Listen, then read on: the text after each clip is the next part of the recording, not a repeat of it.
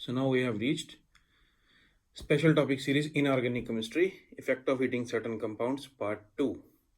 And first of all, I would like to thank all the students, all the people who viewed the part 1 video lecture upon the same topic and highly appreciated it. I am so much happy about your watching this and you are appreciating this. At least मुझे अब पता लग रहा है कि जो मैं कहने की कोशिश कर रहा हूँ इन वीडियो लेक्चर्स के जरिए, जो आप तक पहुँचाने की कोशिश कर रहा हूँ, वो बड़ी अच्छी तरह से पहुँच रहा है और बिल्कुल एकदम टारगेटेड कंटेंट है और ठीक तरह से आपको समझ आ रहा है। ये तो मुझे बहुत ही अच्छा लग रहा है और आप लोग की पूरी इन्वॉल्वमेंट है कि आप साथ साथ पढ़ रहे हो, स्टडी कर रहे हो, नोट्स बना रहे हो, चीज़ों को सीरियसली ले रहे हो और इस चीज़ को महसूस कर रहे हो कि रेगुलरली सब कुछ चलता रहना चाहिए। ये तो मुझे बहुत ही अच्छा लग रहा है। तो पहले वीडियो लेक्चर के बाद उसमें शायद मैंने मेंशन किया था कि मैं दूसरा वाला भी लेके आऊँगा, तो बहुत सारे लोगों ने रिक्वेस्ट किया कि, और वो तो बहुत ही अच्छा लगा जैसे लोगों ने लिखा कि they are eagerly waiting for the next part. So I was more eager to prepare the next part. लेकिन ये वीडियो लेक्चर पिछले कंपेरेटिवली थोड़ा छोटा है क्योंकि अब हर एक कंपाउंड को तो हीट करके प्रोडक्ट्स इंपॉर्टेंट बना नहीं सकते, तो 25 तो उसमें हो गए थे, इसमें शायद 12 के करीब है। ठीक है, और अब फिर इसके बाद ये नहीं कि ये सीरीज यहाँ खत्म नहीं होगी, मैं और सीरीज के साथ आऊँगा। ऐसे ही ऑर्गेनिक में भी बड़ा कुछ है, फिजिकल में बड़ा कुछ है पढ़ाने वाला, इनऑर्गेनिक में अभी बहुत कुछ है। तो इस पैटर्न से या इससे भी ज़्यादा क्रिएटिव और इनोवेटिव पैटर्न के वीडियो लेक्चर्स लेके मैं आपके सामने आता रहूँगा, क्योंकि सारा दिन मैं यही बातें तो सोचता रहता हूँ कि और क्या नया कर सकते हैं अपने सब्जेक्ट के बारे में और क्या अच्छा कर सकते हैं अपने सब्जेक्ट के बारे में जो मेरे स्टूडेंट्स को यूज़फुल हो। तो अगर ये वीडियो भी आपको अच्छा लगे, ये वीडियो भी कह रहा हूँ देखो, तो फिर आप इसको लाइक करें, सब्सक्राइब करें चैनल को और शेयर करें उन लोगों के साथ जो और केमिस्ट्री पढ़ना चाहते हैं। जैसे मैं हर समय आपको कहता हूँ, कमेंट सेक्शन में आके मेरे साथ बात करें, वो तो मुझे बहुत ही अच्छा लगता है। और बेल बटन को दबा के रखें ताकि जैसे वीडियो प्रीमियर हो एकदम से आपको उसकी नोटिफिकेशन मिल जाए और पढ़ते रहें, खुशी से पढ़ते रहें, वो सबसे इम्पोर्टेंट चीज़ है। तो इस बार देखते हैं पहला कौन सा है। वैसे तो जो ज़्यादा पॉपुलर वाले कंपाउंड्स हैं वो पिछले वाले में डिस्कस हो ही गए थे, लेकिन फिर भी मैंने थोड़ी सी लिस्ट बनाई और सबसे पहला कंपाउंड आज का कॉपर सल्फेट। अब इसको भी द कॉपर सल्फेट कह सकते हैं क्योंकि केमिस्ट्री में बहुत इंपॉर्टेंट है। देखो कितना कुछ है इसके बारे में। अब इसके बारे में तो एक पेज पे भी नहीं आता, कॉपर सल्फेट तो एक चैप्टर की तरह हो जाता है। फिर भी कुछ चीज़ें मैंने लिखी हैं जो मुझे लगा कि शेयर करनी चाहिए। तो सबसे पहले तो कॉपर सल्फेट मन में आते ही क्या बात मन में आती है, इसको ब्लू विट्रियोल कहते हैं। हिंदी में क्या कहते हैं, नीला थोथा। क्लास में लिखा हो तो बच्चे हंसने लगते हैं। अब बोला, एक बार फिर बोलता हूँ, थोड़ा फिर से हंस लेना। कॉपर सल्फेट को हिंदी में कहते हैं नीला थोथा। तो CuSO4.5 वाटर पेंटाहाइड्रेट इसका कंप्लीट फॉर्मूला है। तो ये एनहाइड्रस भी होता है और 5 से कम वाटर वाली भी स्टेजेस इसमें आती हैं। इसका कलर ऑब्वियसली ब्लू विट्रियोल है तो ब्लू कलर का कंपाउंड होता है। सबसे पहले जो मेन काम है हीटिंग वाला वो देख लें। Copper sulphate 5 water, 2 water lose करके 3 वाटर वाला हो गया। 3 वाटर वाला इस पर्टिकुलर टेम्परेचर पता नहीं कैसे याद होंगे आपको। कॉपर सल्फेट मोनोहाइड्रेट हो गया, मोनोहाइड्रेट वाला अल्टीमेटली एनहाइड्रस हो गया। अब यहाँ तक तो सिर्फ वाटर का लॉस हो रहा है और आप देख रहे हैं ये तो प्रॉपर ब्लू है, pale blue, bluish white, white colour fade होता गया और अल्टीमेटली जो एनहाइड्रस कॉपर सल्फेट है वो वाइट होता है। अब नियरली 1000 केल्विन तक हीट करने पे ये कॉपर सल्फेट डिकम्पोज होता है, कॉपर ऑक्साइड बनता है, CuO जो स्टेबल होता है, इससे आगे कॉपर मुश्किल ही है बनना, और साथ में SO3 जो फर्दर डिकम्पोज होके SO2 और ऑक्सीजन में कन्वर्ट है। तो बेसिकली अगर इसको हीट करते जाएं काफ़ी हाई टेम्परेचर तक, तो ये कॉपर ऑक्साइड, सल्फर डाइऑक्साइड और ऑक्सीजन, ये वाली चीज़ें इसके हीटिंग के प्रोडक्ट्स हैं। अब जो इंटरेस्टिंग बात है कि अगर एनहाइड्रस कॉपर सल्फेट को कहीं से थोड़ा सा भी वाटर मिले, क्या कहते हैं आप उसको, ट्रेसेस ऑफ वाटर, तो ये इमीडिएटली ब्लू हो जाता है। इस चीज़ को यूज़ किया गया एज टेस्ट फॉर वाटर। कभी हो सकता है आपने कभी इस बारे में सीरियसली सोचा ही ना हो कि टेस्ट फॉर वाटर भी चाहिए।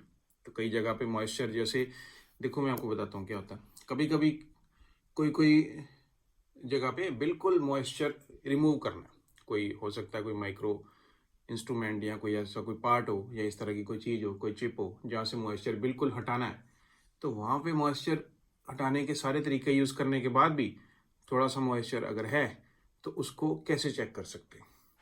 थोड़ा सा कॉपर सल्फेट एनहाइड्रस वहाँ पे स्प्रिंकल करें, तो अगर थोड़ा सा भी वहाँ पे मॉइस्चर होगा, नमी होगी, तो इमीडिएटली ब्लू हो जाएगा। तो तो इसे कहते हैं टेस्ट फॉर वाटर। तो लेबोरेटरी में भी कभी कभी करना पड़ जाता है। अगर मान लो कोई इक्विपमेंट है, आपने उसको ड्राई किया है, तो चेक करने के लिए कि पूरी तरह से ड्राई हुआ या नहीं हुआ, कॉपर सॉल्यूट स्प्रिंकल करेंगे तो वो ब्लू होगा। तो this is called test for water. अब टेस्ट फॉर वाटर से बात आई तो एक और टेस्ट फॉर वाटर होता है, वो कोबाल्ट क्लोराइड से किए जाते हैं। अब यही इस वीडियो लेक्चर की सीरीज की इंपॉर्टेंस है कि इनको मैं बिल्कुल एक क्लासरूम की तरह और क्लासरूम से ज़्यादा की तरह ही ले रहा हूँ, कि एक बात में से दूसरी बात निकाल के हम और नॉलेज एक दूसरे के साथ शेयर करेंगे। एक दूसरे के साथ शेयर करेंगे मतलब जैसे मैं आपसे पूछूंगा तो आप भी बताओगे, हो सकता है कभी आपका आए, कभी गलत भी हो सकता है, या कभी अच्छा आंसर भी हो सकता है, और मैं तो फिर उसके बारे में डिस्कशन करवाऊंगा ही। तो कोबाल्ट क्लोराइड जो है COCl2, ये ब्लू कलर का होता है, जो वाटर के आते ही हेक्साहाइड्रेट हो जाता है, जिसका पिंक कलर होता है। तो कॉपर सल्फेट एनहाइड्रस वाइट से ब्लू होना और कोबाल्ट क्लोराइड एनहाइड्रस ब्लू से पिंक होना, ये दो टेस्ट फॉर वाटर केमिस्ट्री में यूज किए जाते हैं। अब और बातें जो कॉपर सल्फेट के बारे में, वो जो रिमेंबर टाइप होती है, ये भी रिमेंबर टाइप ही था। अब अगला देखो, कॉपर सल्फेट का जो मेन रिएक्शन और इम्पॉर्टेंट क्वेश्चन रहता है, अमोनियम हाइड्रोक्साइड के साथ ये डी ब्लू कलर देता है। ब्लू तो पहले ही होता है, डी ब्लू कलर, और उसमें ये वाला कॉम्प्लेक्स बनता है कॉपर NH3 4 2 पॉजिटिव। अब इस कॉम्प्लेक्स के बारे में अगर आपको कोऑर्डिनेशन केमिस्ट्री चैप्टर आपने किया, अगर नहीं किया फिर नहीं समझ आएगा, अगर किया है तो आपको पता होना चाहिए कि इसकी शेप जो है वो स्क्वायर प्लेनर होती है। और ये थोड़ा सा एक्सेप्शंस में आता है कि अगर हम नॉर्मल वैलेंस बॉन्ड थ्योरी से खुद ट्राई करें इसको सॉर्ट आउट करना, तो वो टेट्राहेड्रल आएगा, लेकिन एक्चुअल में ये स्क्वायर प्लेनर शेप होती है। जिन लोगों को आता है, I can see that they are smiling right now.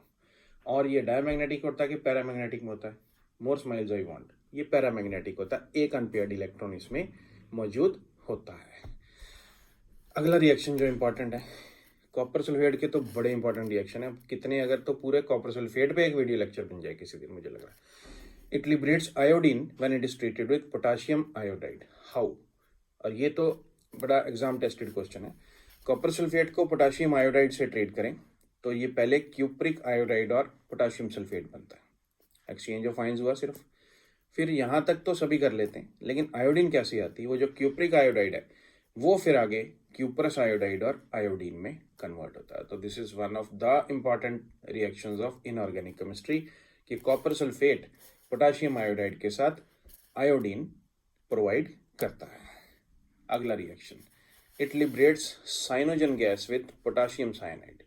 सबसे पहले साइनोजन के बारे में बात करें कि रिएक्शन के बारे में बात करें? पहले हम साइनोजन के बारे में बात करते हैं। साइनोजन जो ये है CN twice, it is A pseudo halogen.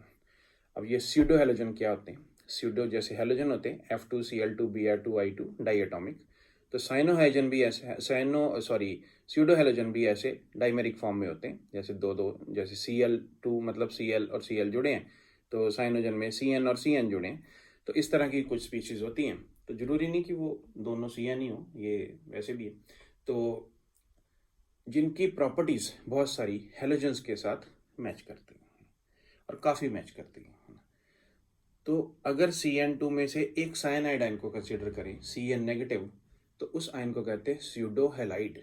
अब जैसे Cl नेगेटिव को क्या कहते हैं? क्लोराइड, Br नेगेटिव को ब्रोमाइड, I नेगेटिव को आयोडाइड, तो CN नेगेटिव को साइनाइड, और कैटेगरी स्यूडो हेलाइड।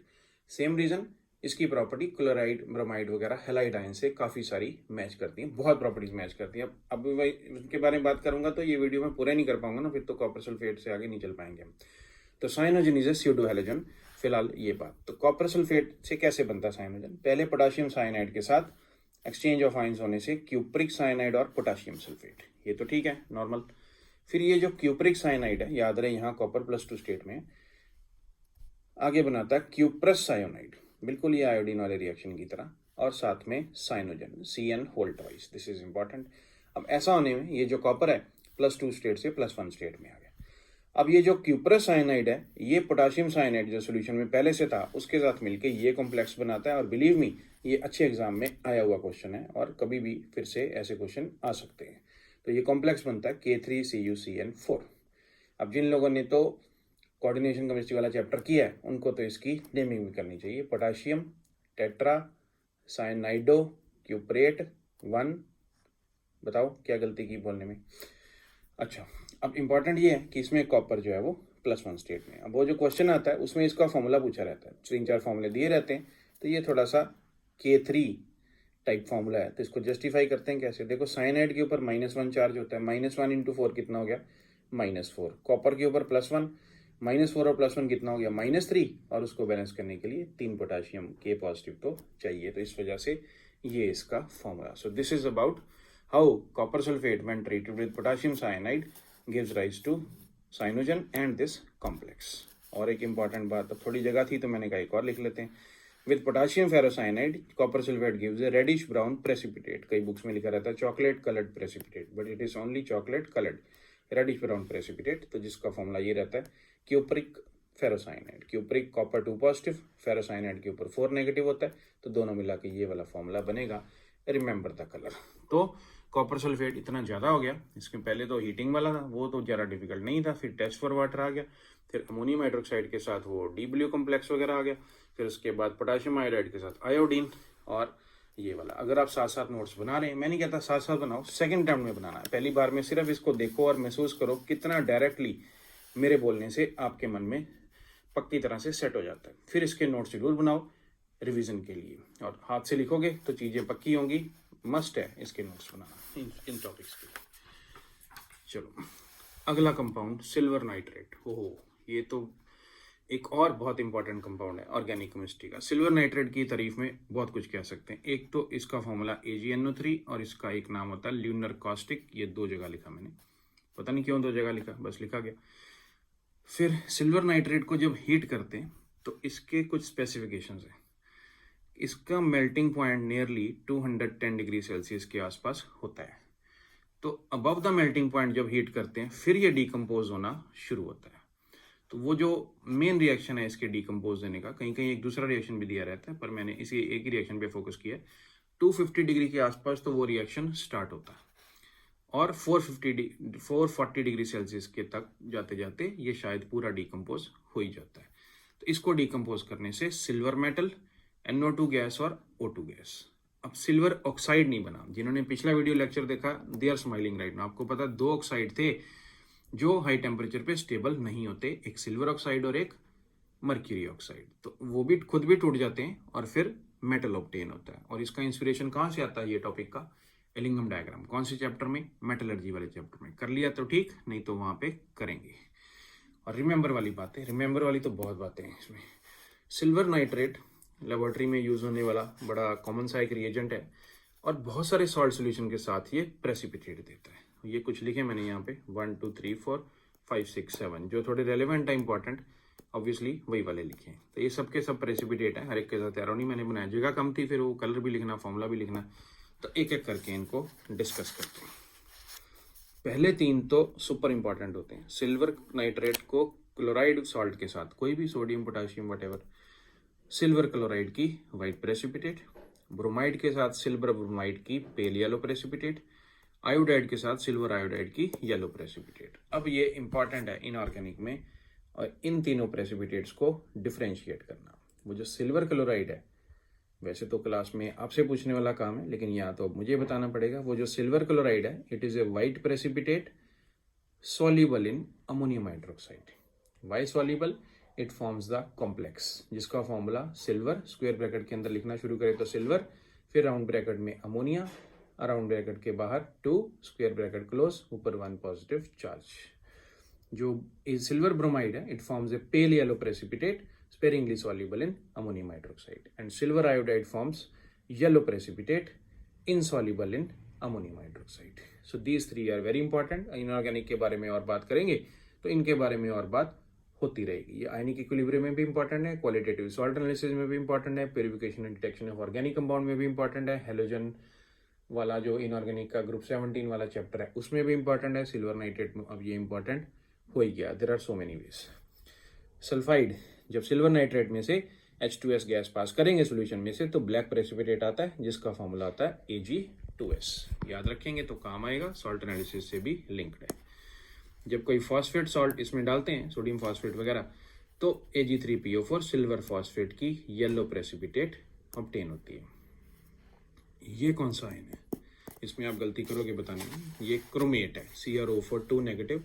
जब सोडियम क्रोमेट वगैरह के सोल्यूशन डालते हैं सिल्वर नाइट्रेट में, ब्रिक रेड प्रेसिपिटेट बनती है, जिसका फॉर्मूला Ag2CrO4 सिल्वर क्रोमेट रहता है। ये थोड़ा इजी है। सल्फेट, सोडियम सल्फेट वगैरह, सल्फ्यूरिक एसिड कुछ भी डालने से सिल्वर नाइट्रेट वाइट प्रेसिपिटेट देता है, जिसका फॉर्मूला Ag2SO4 होता है। चलो अब आगे चलते हैं। ये तो सारे कलर्ड प्रेसिपिटेट हो गए, इंपॉर्टेंट है, सीरियल वाइज जरूर कॉपी पे लिखना और इनके नाम याद रखना। सिल्वर नाइट्रेट के बारे में अभी देखो बहुत सारी बातें है ना, बहुत सारी बातें और हैं जो नहीं लिखी हैं, वो तो पूरा कॉपर सल्फेट की तरह ये भी पूरा का पूरा चैप्टर ही है, क्योंकि बहुत ज़्यादा इसकी एप्लीकेशन है केमिस्ट्री में। It forms A part of the tolerance reagent. अब ये टॉलरेंस रिएजेंट क्या होता है? Ammoniacal silver nitrate is called Tollens reagent. Basic अब टॉलरेंस रिएजेंट भी पूरा थॉरो एक टॉपिक है, इसके बारे में शुरू करेंगे तो टॉलरेंस रिएजेंट के बारे में बात होगी। जो प्राइम पॉइंट्स हैं वो डिस्कस कर लेते हैं। Ammoniacal silver nitrate is called Tollens reagent, मतलब silver nitrate plus ammonium hydroxide. Tollens reagent करता क्या है? बहुत कुछ करता है। 3 जो मेन चीजें मैं लिख के लाया हूँ। White precipitate with acetylene, silver acetylide की वाइट प्रेसिपिटेट बनती, and this is a test to distinguish terminal alkynes from non terminal alkynes. Terminal alkynes का H जो है वो एसिडिक होता है, तो सिर्फ वही ये रिएक्शन दे पाते हैं सिल्वर नाइट्रेट के साथ, अमोनिकल सिल्वर नाइट्रेट के साथ, बाकी चीजें नहीं दे पाते हैं। मतलब बाकी चीजें मीन्स नॉन टर्मिनल एल्काइंस नहीं दे पाते हैं। It form silver mirror with aldehydes. ये एक प्राइम टेस्ट है to differentiate aldehydes from ketones. Ketones, the normal ketones do not give silver mirror with Tollens reagent. अब आपके मन में ये नहीं आ रहा कि सिल्वर मिरर क्या है? अगर तो किया अच्छी तरह से ठीक है, नहीं किया तो मन में आना चाहिए ना सिल्वर मिरर क्या होता है। जब टॉलरेंस रिएजेंट की रिडक्शन होती है तो वो जो सिल्वर आयन है सोल्यूशन में वो रिड्यूस होकर मेटेलिक सिल्वर बनता है। वो मेटेलिक सिल्वर टेस्ट ट्यूब के अंदर की तरफ से कोट हो जाता है। अब टेस्ट ट्यूब क्योंकि कांच की बनी होती, कांच को एक साइड से सिल्वर की कोटिंग हो जाएगी, दूसरी साइड से वो रिफ्लेक्ट करेगा, वो मिरर बन जाता है, इसलिए इसको सिल्वर मिरर कहते हैं। तो ये प्रॉपर वर्ड है सिल्वर मिरर और इसका रीजन है। और silver mirror it forms with formic acid. Formic acid तो एल्डिहाइड नहीं है, कि एल्डिहाइड है भी, तो ये silver mirror test Tollens reagent के साथ देता है। कैसे देता है थोड़ा सा देखेंगे। ये फॉर्मिक एसिड का स्ट्रक्चर है, ठीक है। तो इसमें अगर हम इधर से देखें तो ये कार्बोक्सिलिक एसिड ग्रुप है, और ये जो मैंने सर्कल में रखा है ये आप देखो ये एल्डिहाइड ग्रुप है। तो जो एल्डिहाइड ग्रुप होने के कारण फॉर्मिक एसिड भी सिल्वर मिरर टेस्ट देता है। इससे क्या क्या बनता है वो नहीं, और भी तो कंपाउंड कराने हैं। अभी देखो 16-17 मिनट तो 2 ही कंपाउंड में हो गए। तो याद रखना, ammoniacal silver nitrate terminal alkyne को नॉन टर्मिनल एल्काइन से डिफरेंशिएट करने में, एल्डिहाइड्स को कीटोन से डिफरेंशिएट करने में, और फॉर्मिक एसिड के साथ भी सिल्वर मिरर। कुछ और भी चीजें देती हैं, वो फिर जब ऑर्गेनिक का टेस्ट वाला वीडियो लाएंगे तो उसमें उसके बारे में तसल्ली से बात करेंगे। यहाँ पे अगला कंपाउंड आ गया zinc oxide. Zinc oxide white colour का कंपाउंड होता है, और इसका बड़ा इंटरेस्टिंग नाम होता है फिलोसोफर्स वूल। वो तो जो केमिस्ट्री के जो जर्नल वाले टेस्ट होते हैं थोड़े से, तो general knowledge plus chemistry types, तो उसमें भी पूछा जाता है कि which of the following is known as philosopher's wool. अब इस बारे में अभी बात नहीं करेंगे कि why it is called philosopher's wool, नहीं तो मेन टॉपिक से हम हट जाएंगे। तो जिंक ऑक्साइड को जब हीट करते हैं तो ये बड़ा इंटरेस्टिंग है इस सीरीज में। इसको मैं रखना चाहता था इसमें, और मैंने रखा है, खुशी से रखा है। ये कंपाउंड हीट करने पे डिकम्पोज नहीं होता, तो फिर रखा क्यों है? क्योंकि एक बहुत ही बढ़िया प्रॉपर्टी शो करता है जो बहुत इंपॉर्टेंट है। जिंक ऑक्साइड की प्रॉपर्टी आप हमेशा याद रखें as a student of chemistry. It is white when cold, yellow when hot. फिर से बोलते हैं, white when cold, yellow when hot. कि अगर आपने टेस्ट ट्यूब में जिंक ऑक्साइड पाउडर लेके व्हाइट कलर का उसको हीट किया थोड़ी देर, तो वो येलो हो गया, उसको फ्लेम से हटा दिया तो 1-8 मिनट के बाद वो फिर से व्हाइट हो जाता है। कि cold zinc oxide is white, on heating it becomes hot and it becomes yellow, when it is cooled it again becomes white। क्यों हो जाता है येलो, करेंगे ना डिस्कस, इसलिए तो बना रहा हूँ वीडियो ताकि थोड़ा रिवीजन करा पाऊँ आपकी। It is an amphoteric oxide. अब एम्फोटेरिक ऑक्साइड क्या होते हैं? जो एसिड से भी रिएक्ट कर जाएंगे और बेस से भी रिएक्ट कर जाएंगे। एसिड से रिएक्ट करना उनका बेसिक कैरेक्टर है, और बेस से रिएक्ट करना उनका एसिडिक कैरेक्टर है। ठीक हो गया? और कोई एम्फोटेरिक ऑक्साइड बताओ, एक तो बताओ कम से कम। और एल्यूमिनियम ऑक्साइड, ठीक है। और कोई बताओ, एल्यूमिनियम के डायगोनल रिलेशनशिप में ले लो, बेरिलियम ऑक्साइड। चलो और भी बहुत से हैं, लेकिन ठीक है। तो यहाँ पे हम अभी ये डिस्कस करेंगे कि जिंक ऑक्साइड हॉट होने पे येलो क्यों हो जाता है। उसके अंदर एक डिफेक्ट आता है, नॉन स्टोइचियोमेट्रिक डिफेक्ट। अब ये टर्म तब समझ आएगी अगर आपने सॉलिड स्टेट का चैप्टर किया है। तो एक्स्ट्रा कैटायंस टाइप डिफेक्ट में आता है ये। जिंक ऑक्साइड को जब हीट करते हैं तो ये पहले तो पार्शियली डिकम्पोज होता है। देखो डिकम्पोज होने से क्या बन रहा है, zinc 2 positive ions, half oxygen, half mole oxygen और साथ में 2 इलेक्ट्रॉन्स। तो ये जो zinc 2 positive ion extra cation की तरह और ये इलेक्ट्रॉन ये क्या करते हैं, उसके क्रिस्टल लैटिस में इस तरह से इंटरस्टिशियल स्पेसेस को ऑक्यूपाई करते हैं। अब आप देख रहे हैं ये सारे के सारे कैटायंस और एनायंस प्रॉपरली अरेंज हैं, कोई भी जगह उसमें खाली नहीं है। और ये एडिशनल एक्स्ट्रा कैटायंस किसी इंटरस्टिशियल स्पेस में और ये एक्स्ट्रा इलेक्ट्रॉन किसी और इंटरस्टिशियल स्पेस में, दोनों का रहना जरूरी है, तभी इलेक्ट्रिकल न्यूट्रलिटी आ पाएगी। तो इस तरह से ये क्रिस्टल जो है वो डिस्टर्ब हो जाता है, उसमें डिफेक्ट क्रिएट हो जाता है और ये डिफेक्ट नॉन स्टोइशियोमेट्रिक है, क्योंकि now you can see the number of cations is not equal to the number of anions. Cations ज़्यादा हैं और एनायन जो मिसिंग है उसकी जगह पे सिर्फ इलेक्ट्रॉन्स हैं। बेशक क्रिस्टल इलेक्ट्रिकली न्यूट्रल है। तो ये जो फॉर्म होती है उसमें कलर आता है और जिंक ऑक्साइड के केस में इसमें येलो कलर आता है। अब जब इसको ठंडा करते हैं तो ये रिएक्शन वापस हो जाता है। एटमॉस्फेयर की ऑक्सीजन इसके साथ रिएक्ट करके इसको फिर से नॉर्मल जिंक ऑक्साइड में कन्वर्ट कर देती है, जिसका सारा का सारा पहले की तरह नॉर्मल स्ट्रक्चर होता है। ये आयंस यहाँ से और इलेक्ट्रॉन यहाँ से हट जाते हैं और प्रॉपर स्टोइशियोमेट्रिक फॉर्मूला वो फिर से बन जाता है। तो this is the reason why zinc oxide is yellow when hot, white when cold. मेरा ख्याल आप भूलेंगे नहीं, मुझे अभी भी आपका ध्यान इस तरफ ही लग रहा है कई लोगों का मुझे, कि why it is called philosopher rule. सही है, जनरल क्यूरियोसिटी। चलो करेंगे इस बारे में बात, अभी नहीं कर रहा मैं, हंसी रहा हूँ भी सिर्फ। अगला कंपाउंड जो लाया हूँ कैलोमल। कैलोमल का नाम आते ही एक दूसरा नाम हमेशा साथ में आता है, कोरोसिव सब्लिमेट। दोनों में क्या फर्क है? Mercuric chloride HgCl2 is called corrosive sublimate and mercurous chloride Hg2Cl2 is called calomel. This is extremely important. Hg2Cl2 calomel को जब हीट करते हैं तो ये डिकम्पोज होके कोरोसिव सब्लिमेट और मरकरी बनाता है। एडिशनल मरकरी वहां से निकल गया। तो याद रहे, कैलोमल में मरकरी +1 ऑक्सीडेशन स्टेट में, कोरोसिव सब्लिमेट में मरकरी +2 ऑक्सीडेशन स्टेट में। और कैलोमल में जो HgCl की जगह Hg2Cl2 लिखना ज़्यादा बेहतर माना जाता है, because it is the mercurous ion is in the dimeric form. 2 mercury के एटम और टोटल उसके ऊपर 2 पॉजिटिव चार्ज। अब इसमें रिमेंबर में क्या है? रिमेंबर में मैं जो लाया हूं एक इंपॉर्टेंट चीज, कैलोमल और कोरोसिव सब्लिमेट का रिएक्शन अमोनियम हाइड्रोक्साइड के साथ। अब देखो, पहले तो इसकी ऑब्जर्वेशन देख लेते हैं, फिर इसकी एक्सप्लेनेशन देखेंगे। जो मर्क्यूरस क्लोराइड है वो अमोनियम हाइड्रोक्साइड के साथ रिएक्ट करने पे ब्लैक कलर देता है, और वो जो मर्क्यूरी क्लोराइड है वो वाइट देता है कलर और प्रेसिपिटेट। अब होता क्या है यहाँ पे,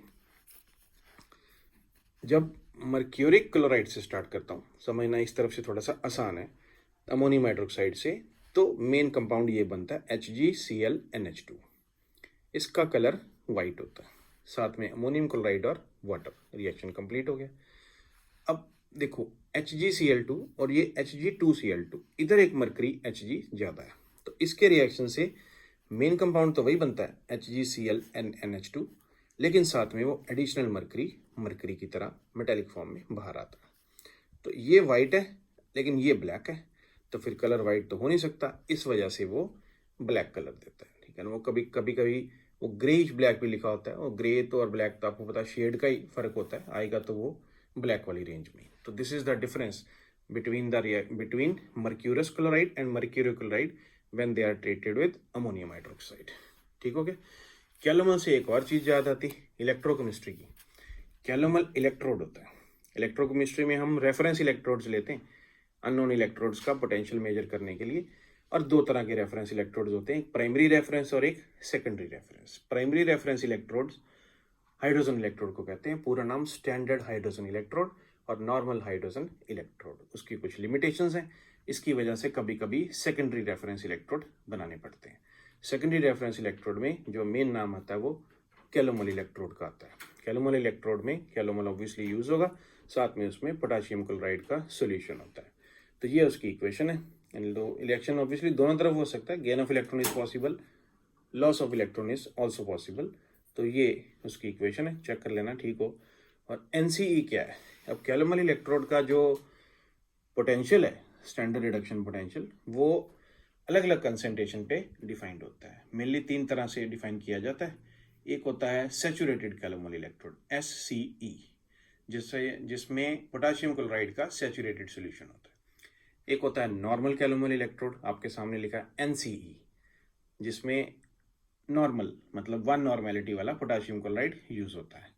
और एक होता है decinormal calomel electrode DCNE ना DNCE, decinormal calomel electrode, जिसमें 0.1 नॉर्मेलिटी वाला पोटाशियम क्लोराइड यूज होता है।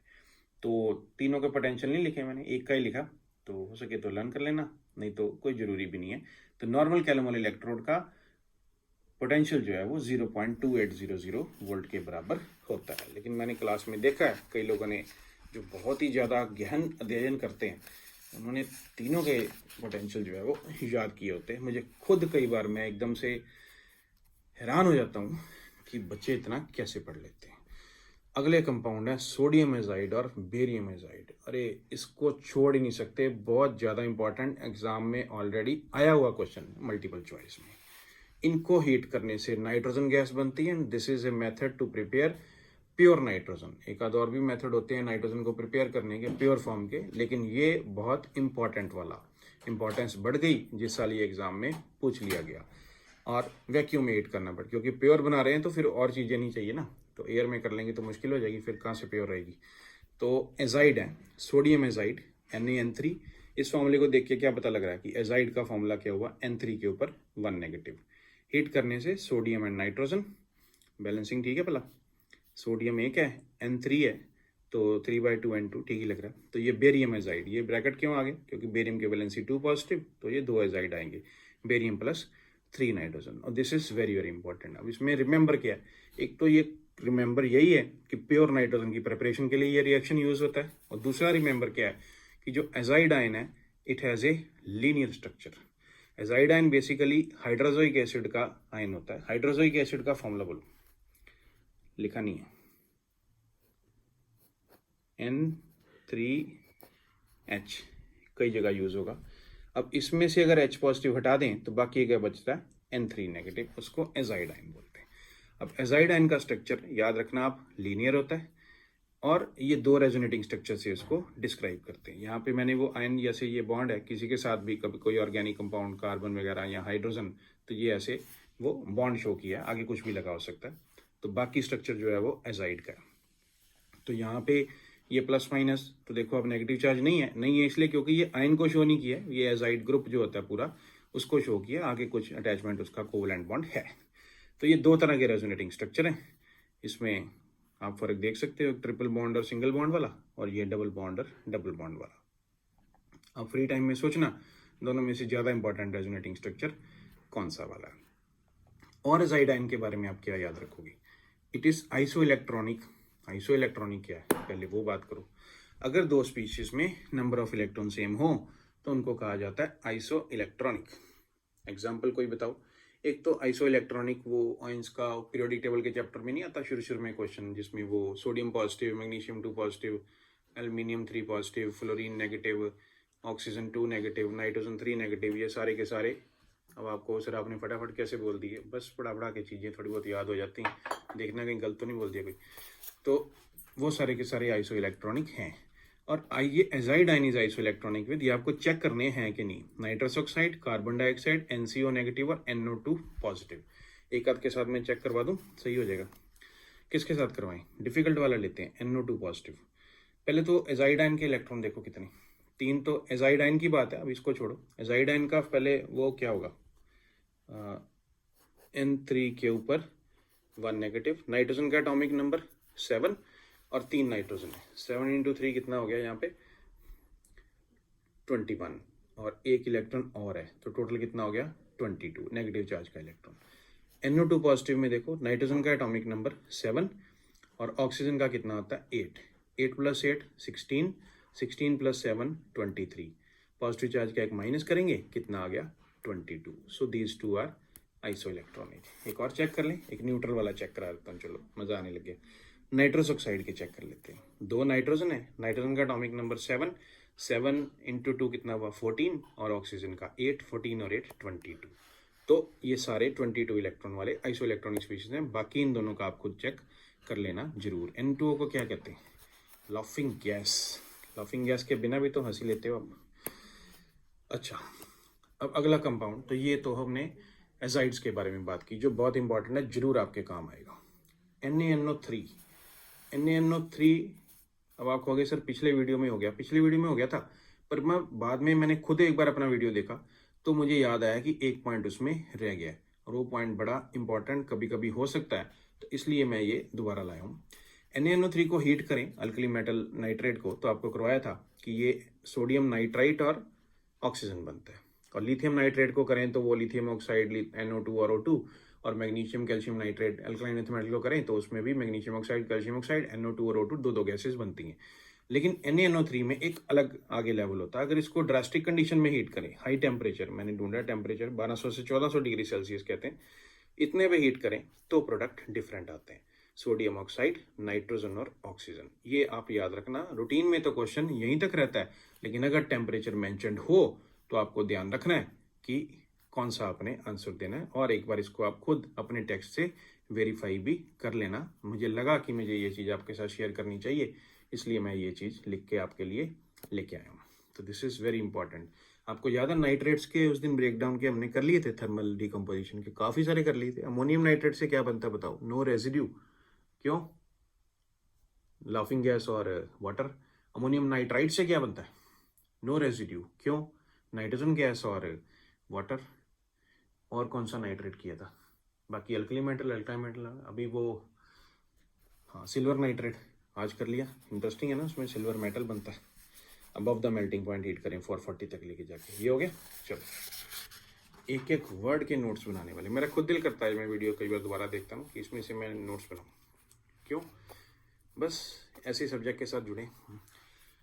Ammonium carbamate, very interesting. Ammonium carbamate का पहले तो ये फॉर्मूला होता है सॉलिड, हीट करें तो पूरा पूरा डिकम्पोज हो जाता है। ये COO कार्बन डाइऑक्साइड, CO2, ये NH4 है और ये NH2 है, तो दो मॉलिक्यूल अमोनिया के बने साथ में। अब इस रिएक्शन में अमोनियम कार्बामेट को हीट करने से ये बनेगा, यहाँ तक तो ठीक है। व्हाट इज टू रिमेंबर, ये क्वेश्चन केमिकल इक्विलिब्रियम चैप्टर में बहुत ही इंपॉर्टेंट क्वेश्चन रहता है। अब सोचो कहाँ पे, नीचे लिखा अगर आपको दिख रहा तो। जब हम अलग अलग केसेस करते हैं, 5 केसेस आपको करवाए गए हैं केमिकल इक्विलिब्रियम में, तो जिसमें ऐसे होता है ना, वो लास्ट वाला जो केस होता है हेट्रोजीनस इक्विलिब्रियम। हेट्रोजीनस इक्विलिब्रियम कब कहते हैं? जब फिजिकल स्टेट का डिफरेंस हो। यहाँ देख रहे हैं आप डिफरेंस, ये रिएक्टेंट सॉलिड है और प्रोडक्ट जो है वो गैसेज है, तो उसमें Kp में की वैल्यू और टोटल प्रेशर एट इक्विलिब्रियम में रिलेशन निकाला जाता है, और इसके बड़े इंपॉर्टेंट न्यूमेरिकल होते हैं। मेरे कहने से आपको मोटिवेट होना चाहिए, और अगर नहीं आता टॉपिक तो आज कर लेना। ये वाली एग्जांपल तो मैं यहाँ करवा ही दूंगा, अमोनियम कार्बामेट से रिलेटेड है। तो वो कैसे निकालते हैं? मान लेते हैं total pressure at equilibrium P है, और हमें Kp और P का रिलेशन निकालना है। Kp क्या होता है? Kp बता देते हैं क्या होता है, equilibrium constant with respect to partial pressures. अब पहले तो इस प्रेशर को, अच्छा अब यहाँ पे अगर हम ये क्वेश्चन कर रहे हैं ना, तो इसके हिसाब से यहाँ पे एरो कौन सा होना चाहिए? वो रिवर्सिबल वाला, इक्विलिब्रियम वाला साइन, ठीक है, ताकि ओपन में करेंगे तो सीधा ये दोनों गैसेस बन के एस्केप कर जाएंगी, बंद डब्बे में करेंगे तो वो इक्विलिब्रियम के साइन के साथ रिवर्सिबल रिएक्शन होगा, तभी तो ये जस्टिफाइड है, इसलिए मैंने ये बात कर दी। तो ये बैलेंस्ड इक्वेशन का मैं लाया, वो तो सॉलिड है, वो तो कोई प्रेशर एक्सर्ट करेगा नहीं, तो ये 2 अमोनिया और कार्बन डाइऑक्साइड मैंने अलग से लिख लिया, 2 अमोनिया और कार्बन डाइऑक्साइड। इसके 2 मोल्स हैं, इसके 1, इस रेशो में बनेंगे, ये नंबर ऑफ मोल्स हैं। तो मोल फ्रैक्शन कैसे निकालेंगे? टोटल मोल्स ले लो गैस के, 2 + 1 कितना हो गया? 3, तो इसकी मोल फ्रैक्शन 2/3 और इसकी मोल फ्रैक्शन 1/3, ठीक हो गया। अब पार्शियल प्रेशर कैसे आएगा? टोटल प्रेशर P गिवन है, तो इसका पार्शियल प्रेशर, लॉ बोलो कौन सा? Dalton's law, 2/3 of total pressure, इसका partial pressure 1/3 of total pressure. Kp का फॉर्मूला लगाने का टाइम आ गया। Kp का formula partial pressure of ammonia का स्क्वायर, स्क्वायर क्यों किया? ये देखो 2 into partial pressure of carbon dioxide, square किया नहीं किया, ये देखो 2 नहीं है, तो पार्शियल प्रेशर ऑफ अमोनिया की वैल्यू पुट कर दें 2/3P और उसका स्क्वायर ले लें, और partial pressure of carbon dioxide की वैल्यू पुट कर दें 1/P और उसका स्क्वायर ना लें। 2 का स्क्वायर कितना हो गया? 4, 3 का square 9 into 3 27, so 4/27 P cube is the relation between Kp and total pressure in this case. So this is about ammonium carbamate. Very good revision going on. अगला कंपाउंड PCl5. PCl5 को heat करने से reaction बड़ा simple, लेकिन PCl5 के जो बारे में जो बातें हैं वो उतनी सिंपल नहीं है। अभी जो हम डिस्कस करेंगे, PCl5 को हीट करें तो ये भी एक रिवर्सिबल रिएक्शन होता है। वही रिवर्सिबल होने के लिए फिर वो क्लोज कंटेनर होना जरूरी है, कंडीशन है ना इक्विलिब्रियम की।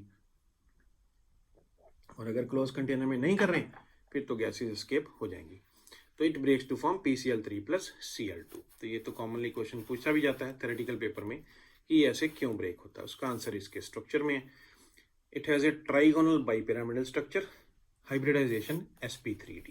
ये ऐसा शेप होता है ट्राइगोनल बाइपिरामिडल का। एक फास्फोरस एटम के अराउंड 3 क्लोरीन एक ट्राइंगल फॉर्म में, एक प्लेन में ये सारे एटम, ये triangle, one is above the plane perpendicular. अब अगर इस पेपर के प्लेन में हमने ये ट्राइंगल ड्रा किया है तो वो जो क्लोरीन है ये ऊपर वाला, ये कैसे आएगा? ये इसको फिर पेपर पे नहीं ड्रा कर सकते, ये इस पेपर से ऊपर बॉन्ड ऐसे प्रोजेक्ट करेगा जैसे ये पेन अब ऊपर की तरफ प्रोजेक्ट कर रहा है, और ये वाला क्लोरीन इस पेपर से नीचे की तरफ प्रोजेक्ट करेगा। लेकिन अब ऊपर को क्लोरीन बनाने तो पॉसिबल नहीं है। वैसे मैंने आपको बता दिया कि ये वाले क्लोरीन का बॉन्ड इस फास्फोरस से ऐसे ऊपर को उठेगा और ये वाला नीचे को जाएगा। तो ये एंगल तो इक्विलेटरल ट्राइंगल के कारण 120 हो गया, और ये एंगल क्योंकि जैसे एक क्लोरीन देखो ये यहाँ पे है, एक क्लोरीन, ये एक क्लोरीन है, फिर फास्फोरस है, फिर ये क्लोरीन का बॉन्ड ऐसे ऊपर को है, तो एंगल कितना हो गया 90, ऊपर वाला भी 90 और नीचे वाला भी 90। तो इस बेस पे इन बॉन्ड्स को दो चीज़ों में क्लासीफाई करते हैं, एक्सियल बॉन्ड्स जो ऊपर नीचे वाले, और इक्वेटोरियल बॉन्ड्स ये ट्राइंगल वाले। Axial bonds are longer than the equatorial bonds and axial bonds are weaker than equatorial bonds. तो इनकी बॉन्ड एनर्जी कम होती है और इनकी बॉन्ड एनर्जी ज़्यादा होती है, तो हीट करने पे वो एक्सियल बॉन्ड टूटते हैं और PCl3 प्लस क्लोरीन ऐसा प्रोडक्ट्स बनते हैं। अब इसमें और बातें हैं करने वाली। रूल ऑफ बेंट क्या कहता है? रूल ऑफ बेंट ये कहता है कि अगर, रूल ऑफ बेंट आपको पहले कराया हुआ है, ये थोड़ी सी कटिंग हो गई, ये आप देख लेना। PCl3F2 टाइप का स्ट्रक्चर बनाने को आए तो क्या करेंगे? sp3d तक हाइब्रिडेशन तो निकाल लेंगे, लेकिन पोजीशंस कैसे देंगे? रूल ऑफ बेंट एक कॉम्प्लिकेटेड टॉपिक तो नहीं है, लेकिन थोड़ा सा इलेबोरेट टॉपिक जरूर है। सिंपल फॉर्म में इसको यूज करने का तरीका मैं बता देता हूँ। The more electronegative atom occupies the axial position first. और अगर थोड़ा सा कॉम्प्लिकेटेड वर्डिंग चाहिए तो the more electronegative atom occupies the position with less percentage of s character. Simple से ही कर लेते हैं। The more electronegative atom occupies the axial position. Chlorine और फ्लोरीन में से ज्यादा इलेक्ट्रोनेगेटिव कौन है? फ्लोरीन। अब फ्लोरीन कहेगा कि मैं ज्यादा इलेक्ट्रोनेगेटिव नहीं हूं, मैं सबसे ज्यादा इलेक्ट्रोनेगेटिव हूं, तो ये क्वेश्चन ही क्या पूछ रहे हो आप? चलो, तो fluorine will occupy the axial position, तो all chlorine will occupy the equatorial position. अब आपको खुद समझदारी दिखानी है थ्योरेटिकल क्वेश्चन में, अगर इस कंपाउंड को हीट करेंगे तो इन तीनों में से कौन सा प्रोडक्ट आएगा? क्या Cl2 निकलेगा, या F2 निकलेगा, या ClF निकलेगा? ये मैं आपकी समझदारी पे छोड़ता हूँ, और ये बहुत ही बढ़िया क्वेश्चन है।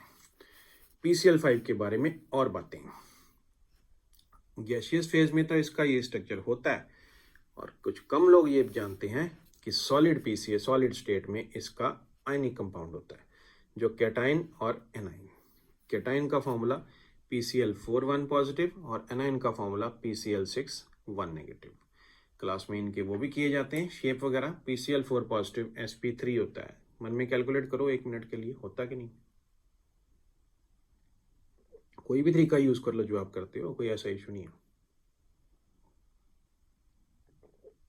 आ गया sp3 पे शेप क्या होगी? टेट्राहेड्रल, क्योंकि चारों बॉन्ड पेयर आए होंगे आपके। PCl6 नेगेटिव का भी कैलकुलेट करो अपने ऊपर, करो, मैं वेट कर लेता हूँ, फिर क्या हुआ, मुझे क्या जल्दी है।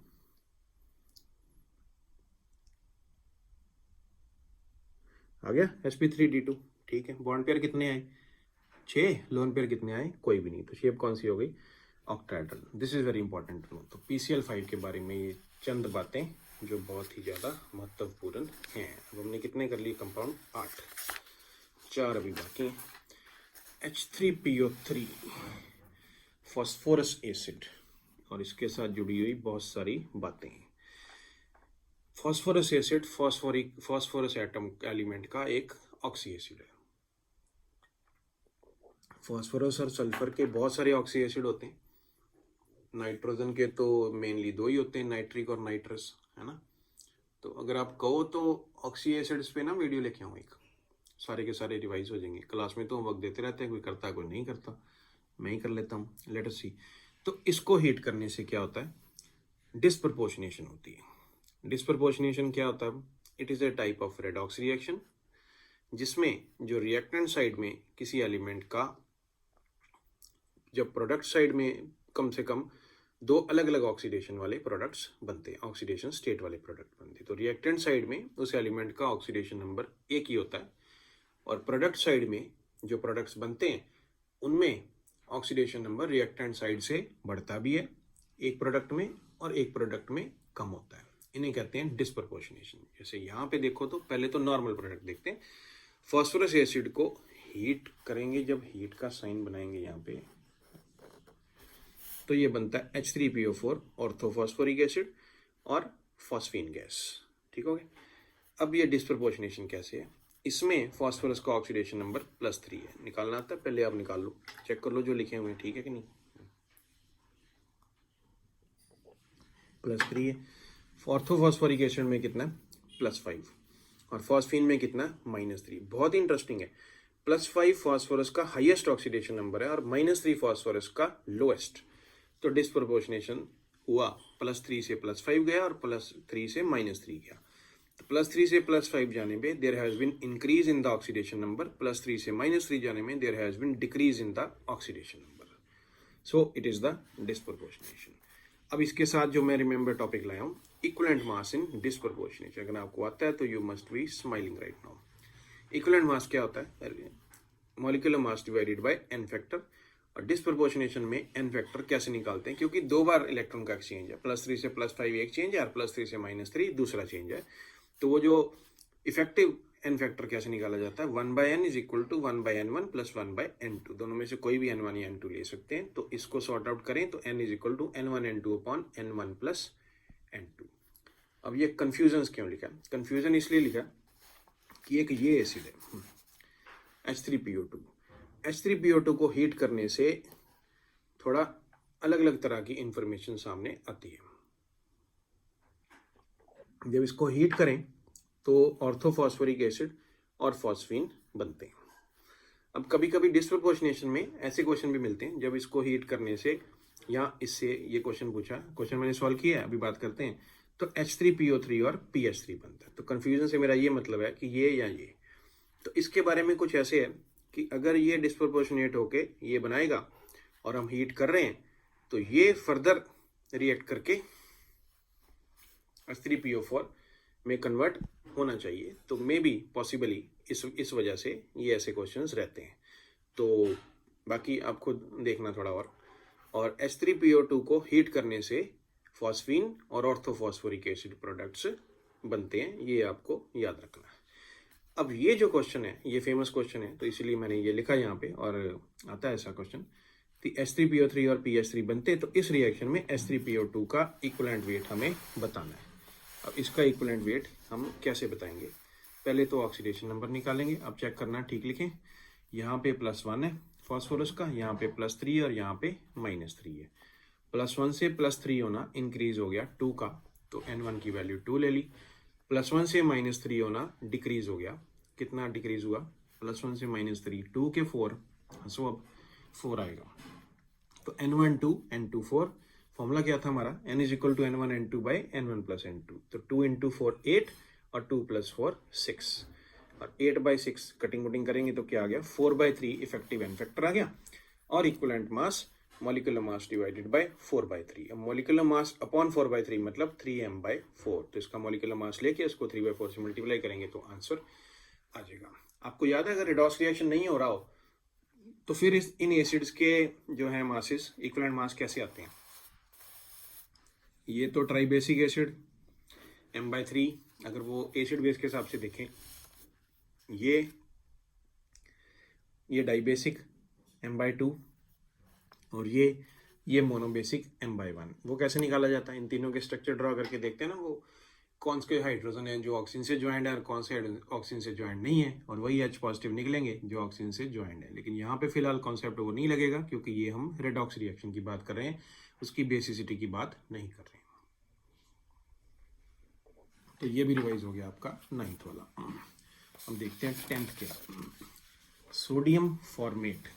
सोडियम फॉर्मेट को जब हीट करेंगे 360 डिग्री सेल्सियस पे तो ये बड़ा इंपॉर्टेंट रिएक्शन देता है, सोडियम ऑक्सलेट बनता है। उसके ऑब्वियसली 2 मॉलिक्यूल यूज होंगे और साथ में हाइड्रोजन गैस। अब इसमें ये खाली खाली जगह लग रही, लेकिन रिमेंबर वाली बात ये है कि ये एक मेथड है जिससे आप फॉर्मिक एसिड को ऑक्सैलिक एसिड में कन्वर्ट कर सकते हो।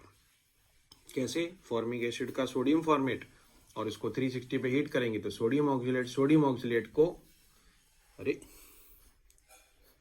एसिड से ट्रीट कराएंगे तो वो ऑक्सैलिक एसिड में कन्वर्ट हो जाएगा।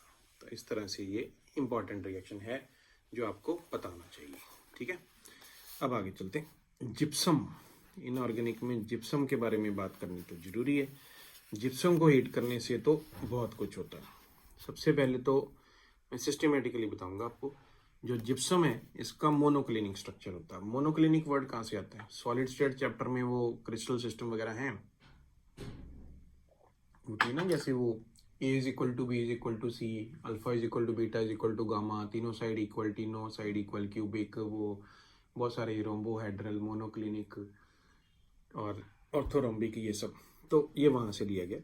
तो मोनोक्लिनिक जिप्सम पहले हीट करने पे ऑर्थोरोम्बिक जिप्सम में कन्वर्ट होता है। रहता फॉर्मूला वही है, calcium sulphate dot 2 water. Approximately 120 degree Celsius पे हीट करने से ये POP हो जाता है, plaster of Paris, which is hemihydrate calcium sulphate dot half water. ठीक हो गया। लेकिन केयरफुल रहना पड़ता है क्योंकि अगर इससे ज़्यादा, केयरफुल क्यों? क्योंकि यही तो इंपॉर्टेंट कमर्शियल कंपाउंड है। अगर इसको 200 डिग्री सेल्सियस पे हीट कर दें तो वो सारा का सारा वाटर निकल जाता है और ये एनहाइड्रस हो जाता है। वो जो एनहाइड्रस है वो उसकी प्लास्टरिंग के काम नहीं आता है, तो it is the burnt plaster, dead plaster भी कहते हैं। और ज़्यादा हीट कर दें तो फिर प्रॉपर डिकम्पोजिशन होती है। अभी तो वाटर वगैरह निकल रहा था, कैल्शियम ऑक्साइड, सल्फर डाइऑक्साइड और oxygen. So this is what happens when the gypsum is heated. अब जो प्लास्टर ऑफ पेरिस है उसकी जो सेटिंग प्रॉपर्टी है, इसमें जैसे व्हाट प्लास्टर ऑफ पेरिस की सेटिंग प्रॉपर्टी के बारे में नहीं पता, वो घर में क्या कराते हैं, POP की जो सीलिंग कराते हैं, फॉल सीलिंग वगैरह, तो उसमें तो ये यूज़ होता ही है और भी कई तरह के काम आता है ना। तो उसमें अगर वाटर डालते हैं तो वाटर डालने से क्या होता है, पहले तो ये जिप्सम O ऑर्थोरोम्बिक वाला बनता है। इस प्रोसेस को कहते हैं सेटिंग। अब बाद में धीरे धीरे वो जिप्सम M में कन्वर्ट होता है। M क्या है? मोनोक्लिनिक। इस प्रोसेस को कहते हैं हार्डनिंग। तो 2 स्टेजेस में plaster of Paris gypsum orthorhombic के थ्रू जिप्सम मोनोक्लिनिक में कन्वर्ट होकर परमानेंटली सेट हो जाता है इन ए रिलेटिवली हार्डर फॉर्म। ठीक हो गया, 11 हो गए, एक रह गया और। अगला कंपाउंड है यूरिया। अब आपको यूरिया ऑर्गेनिक कंपाउंड है कि यूरिया इनऑर्गेनिक है, सर इसको इनऑर्गेनिक में क्यों ला रहे हो? वो एकदम से मेरे मन में आ गया। ऑर्गेनिक का वीडियो तो मैं सेपरेटली लेके आने वाला हूँ, शायद उसमें मैं यूरिया फिर से ले आऊँगा, पर ऐसे मेरा मन किया कि यूरिया आपके साथ, क्योंकि कभी मन में आया ना तो मैंने लिख लिया एकदम से, तो बाद में जब ऑर्गेनिक का बनाऊँ तब मन में आई ना तो यहाँ भी छूट जाए, वहाँ मैं आपको कहूँगा कि ये मैं आपको ऑर्गेनिक में कराऊंगा, ऑर्गेनिक वाले में फिर से रह जाए, तो फिर मुझे सही नहीं लग रहा था ऐसे, तो फिर मैंने इसको लिख ही लिया। ऐसा ही सोडियम फॉर्मेट के बारे में भी हुआ। ये यूरिया का स्ट्रक्चर है पहले तो। अब यूरिया बनता कैसे है? आपको याद है यूरिया की पुरानी स्टोरी, वो वोलर साइंटिस्ट वाली। Urea was the first organic compound which was synthesized in the laboratory. How? By chance. वो ammonium cyanate was being treated, शायद उसको बना रहे थे या कुछ ऐसा, उसको हीट किया अमोनियम साइनेट को, तो वो यूरिया में कन्वर्ट हो गया बाय द रीअरेंजमेंट रिएक्शन। तो यूरिया और अमोनियम साइनेट का फॉर्मूला सेम, फॉर्मूला मतलब स्ट्रक्चर अलग होता है, फॉर्मूला सेम होता है। NH4CNO उसका फॉर्मूला होता है, जिसके सेम कंटेंट्स हैं जो यूरिया के अंदर है। अच्छा, तो यूरिया को जब हीट करते हैं तो ये फेमस कंपाउंड बनता है, बाईयूरेट कहते हैं इसको। बाईयूरेट कैसे बना? देखो ये 2 मॉलिक्यूल, मैंने इसी स्ट्रक्चर लिखा है, तो यहाँ से और यहाँ से एक अमोनिया मॉलिक्यूल की एलिमिनेशन है, तो एक तरफ से NH2 निकला, एक तरफ से H निकला, तो बीच में NH रह गया, तो ये NH इन दोनों C डबल बॉन्डों से कनेक्टेड है। This compound is called biuret. Now this is important, ठीक है। अब इंपॉर्टेंट इसमें और भी है कि बायूरेट की क्या सिग्निफिकेंस है। बायूरेट की एक सिग्निफिकेंस है कि एक बायूरेट टेस्ट होता है जो बहुत ही मज़ेदार टेस्ट है। मज़ेदार क्यों है? बायूरेट टेस्ट के बारे में बातें कुछ मज़ेदार है। बायूरेट टेस्ट जो है प्रोटीन्स और पॉलीपेप्टाइड्स के लिए यूज़ करते हैं। एक बायूरेट रिएजेंट होता है जिसका अपना कलर ब्लू होता है। जब इसको प्रोटीन्स और पॉलीपेप्टाइड्स वगैरह से रिएक्ट करते हैं, बेसिकली वो पेप्टाइड बॉन्ड की प्रेजेंस के से रिलेटेड होता है, तो वायलेट कलर आता है। कई जगह ऐसे मॉव कलर ऐसे वर्ड लिखे होते हैं बुक्स में ना, तो उसे कहते हैं बायूरेट टेस्ट। अब इसमें यह है कि जो बायूरेट रिएजेंट है, it does not contain any biuret, neither the product formed is related to biuret.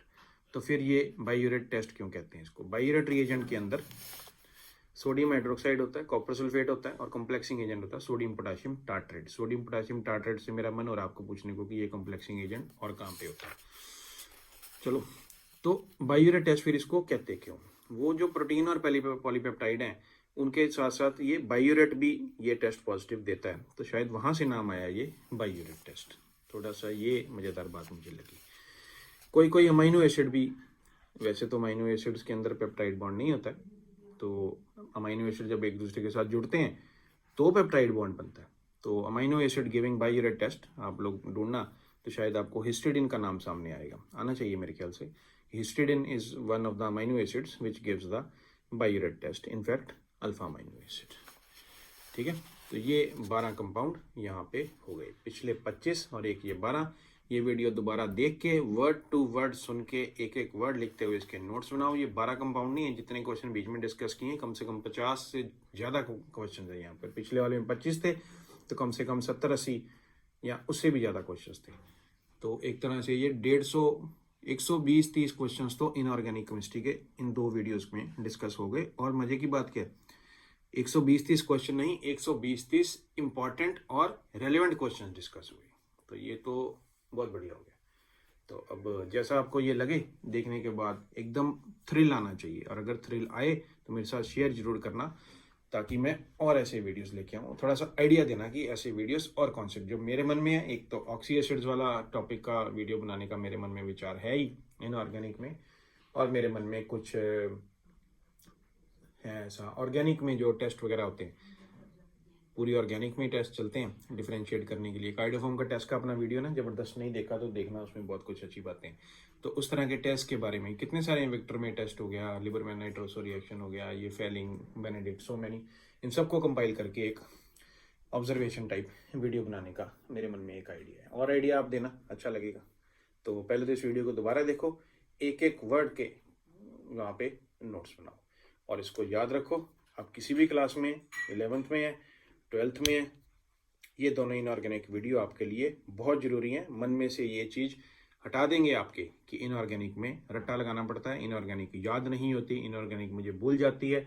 वो क्लासिकल कंसेप्ट की इनऑर्गेनिक में बाद में करूँगा, क्योंकि सर पहले करूँगा तो मुझे भूल ही जाएगी, टाइम वेस्ट हो जाएगा, दोबारा करनी पड़ेगी। तो एक ही बार एग्जाम से जस्ट पहले कर दूंगा। पता नहीं कौन से मतलब पता नहीं कैसे ये बातें मन में आती हैं। जब आप सब्जेक्ट को अच्छे से पढ़ सकते हैं और उसको रिटेन कर सकते हैं, फिर ये पहले से क्यों सोचना कि मैं बाद में पढ़ लूँगा, नहीं तो मुझे भूल जाएगा। ये सब अपने मन के वहम होते हैं। सब्जेक्ट को खुशी से पढ़ो, पैशन से पढ़ो, तो सब्जेक्ट कहीं नहीं जाएगा, आपको पकड़ के रखेगा। ये वीडियो एक बार और देख लो, तो जितने क्वेश्चन डिस्कस किए हैं कहाँ भूलने वाले हैं आप लोगों को, बस।